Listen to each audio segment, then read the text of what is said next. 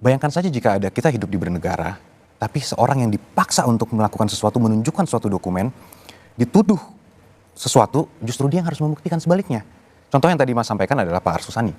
Saya sangat menghormati beliau dan menurut saya apa yang beliau lakukan itu sangat negarawan dan kami hormati. Itu patut dicontoh.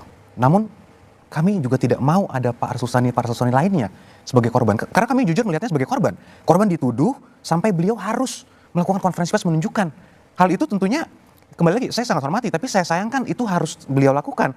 Sehingga kami tidak mau hal itu bisa terjadi lagi untuk pejabat lainnya, ataupun masyarakat lainnya. Emang apa yang dikhawatirkan kalau itu ditunjukkan ke publik?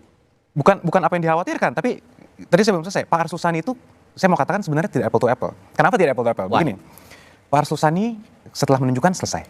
Pertama, sebelum beliau juga dipaksa menunjukkan, tidak ada orang yang menggeruduk rumahnya beliau. Tidak ada orang yang teriak-teriak bilang mau gantung beliau, nusa kambangkan beliau. Kemudian seluruh keluarganya diincar-incar. Sekarang sudah sampai ke anaknya kalau Pak Jokowi kan, Mas Gibran sebagai contoh. Jadi situasinya sangat berbeda. Sudah ada unsur-unsur lain yang bukan kami pandang, bukan mencari kebenaran lagi.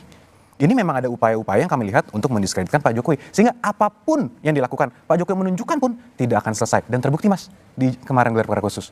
Ditunjukkan pun memang saya harus apresiasi ada beberapa orang yang memang tetap gentleman. Termasuk Bang Refli Harun. Kemarin di salah satu show, beliau juga mengakui ada emboss, ada watermark. Ya harus diapresiasi tetap. Tapi ada juga pihak-pihak yang masih mengatakan fotonya, kelihatannya kok masih terlalu bersih dan sebagainya. Nah akhirnya kan akan muncul kontroversi berkepanjangan dan itu sifatnya berulang. Makanya ada logika publik yang melihat, yang mending sekalian aja harusnya di awal biar nggak jadi polemik berkepanjangan kayak sekarang. Siapa yang bisa garansi di awal ditunjukkan langsung selesai Mas? Buktinya sekarang ditunjukkan juga nggak selesai. Padahal ini sudah mau masuk ke proses persidangan loh. Artinya tidak ada itikat baik apapun yang mengatakan oke, saya salah.